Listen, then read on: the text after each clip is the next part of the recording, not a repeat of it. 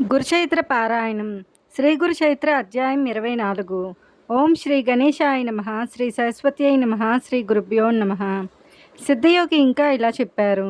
త్రివిక్రమ భారతి శ్రీగుడిని నిందిస్తున్నాడని విని రాజు ఒకరోజు స్వామితో, స్వామి, అతడు మిమ్మల్ని నిందిస్తుంటే మీరు ఊరుకుంటారేమిటి? అతని అజ్ఞానాన్ని తొలగించరాదా అని వేడుకున్నారు.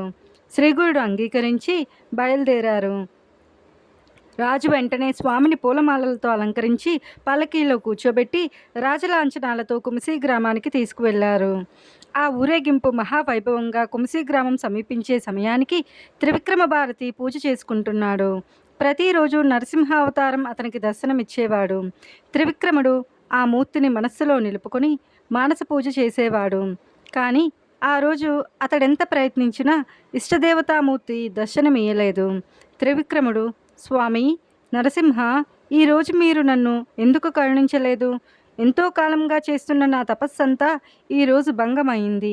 ఇక నేనేమి చేయగలను అని ఆర్తితో తనను కరుణించమని ప్రార్థించాడు. వెంటనే అతని మనస్సులో సపరివారంగా ఆ గ్రామానికి వస్తున్న శ్రీగురుని దర్శనమయ్యి, ఇప్పుడు నేను నదీ తీరంలో ఉన్నాను, అక్కడికి వచ్చి దర్శించుకో అని దివ్యవాణి వినిపించింది. త్రివిక్రమ భారతి వెంటనే లేచి నది వద్దకు వెళ్ళాడు. కానీ అతనికి ధ్యానంలో కనిపించిన శ్రీగురుడే అక్కడ దర్శనమివ్వడంతో అతడు ఆశ్చర్యపడి శ్రీగురునికి సాష్టాంగ నమస్కారం చేశాడు.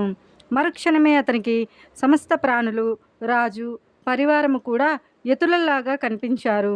త్రివిక్రమ భారతి నివ్వెరబోయి అంతమంది సన్యాసులలో శ్రీగురుని గుర్తించలేక, స్వామి, త్రిమూర్తి స్వరూప, వీరందరిలో మీ రూపమేదో గుర్తించలేకున్నాను. నాపై కృపతో మీ నిజరూపం దర్శింపచేయండి. ఇంతకాలం నేను చేసిన మానస పూజ సంప్రీతుడైన ఆ నరసింహావతారుడే మీ రూపంలో నేడు ప్రత్యక్ష దర్శనం అనుగ్రహించాడు. ఈరోజు నా తపస్సు ఫలించింది, అందువల్లనే మీ దర్శనం లభించింది అన్నాడు. శ్రీగురుడు సంతోషించి తమ నిజ రూపంతో కనిపించారు. అంతకుముందు కనిపించిన యతీశ్వరుల రూపాలు అదృశ్యమై వాటి స్థానాలలో స్వామిని అనుసరించి వచ్చిన రాజు, పరివారము కనిపించారు.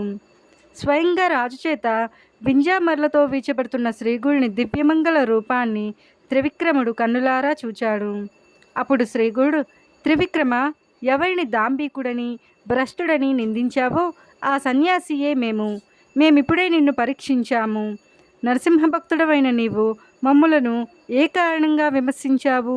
దంభి లక్షణాలేమిటో తెలుసుకోవాలని వచ్చాను. నీ నరసింహుని అనుగ్రహంతో నా విషయమై నీ సంశయమేమిటో వివరించు అన్నారు. శ్రీగురుడు తన విషయమంతా వివరించి చెప్పడమే కాక ఆయన ప్రసాదించిన దివ్య దర్శనంతో పరవశించిన త్రివిక్రమ భారతి శ్రీగురునికి నమస్కరించి, సద్గురోత్తమ, మీరు మానవ రూపంలో అవతరించడం వల్ల నేను తెలియక మూడుని వలె ప్రవర్తించాను. నన్ను క్షమించండి. విదురుని వద్దకు, ద్రౌపది వద్దకు అనుగ్రహించవచ్చిన శ్రీకృష్ణుని వలె నన్ను అనుగ్రహించడానికై మీరే స్వయంగా వచ్చారు. మీరు సాక్షాత్తు త్రిమూర్తి రూపమైన పరమేశ్వరులే. పగటి వెలుగును చూడలేని గుడ్లగోప వలె అజ్ఞానినైన నేను మీ పరంజ్యోతి స్వరూపాన్ని గుర్తించలేక భ్రమించాను.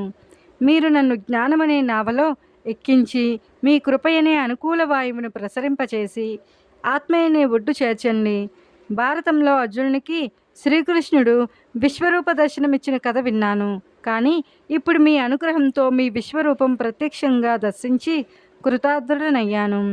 భేదబుద్ధిని సులభంగా తొలగించగల చింతామణి వలె మీరు నాకు ఈనాడు లభించారు. మీరే నా ఉపాస్య దైవమైన నరసింహస్వరూపులు. శరణు శరణు అని స్తుతించాడు.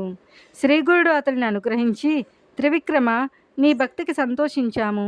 నీవి నరసింహస్వామికి చేసే అనుష్ఠానము మాకే చెందుతుంది. అదే చేస్తూ ఉండు. నీకు పునర్జన్మ లేదు. నీకు జీవన్ముక్తుడవై పరమాత్మలో ఐక్యమవ్వగలవు అని ఆశీర్వదించి త్రివిక్రమ భారతిని ఆ గ్రామంలోనే ఉండమని ఆదేశించారు. తరువాత ఆయన గ్రామాధిపతితోనూ పరివారంతోనూ, మాకు అనుష్ఠాన సమయం అయింది, మేము ముందుగా వెళ్తాము, మీరు వెనుక రండి అని చెప్పి మనోవేగంతో సంగమానికి చేరుకున్నారు. తరువాత శ్రీగురుడు స్వస్థానమైన గంధర్వపురం చేరారు. కనుక నామధారక, శ్రీగురుడు భగవంతుడు కాడని మానవ మాతృడైనని తలచేవాడు 7 జన్మలు నరకం అనుభవిస్తారు.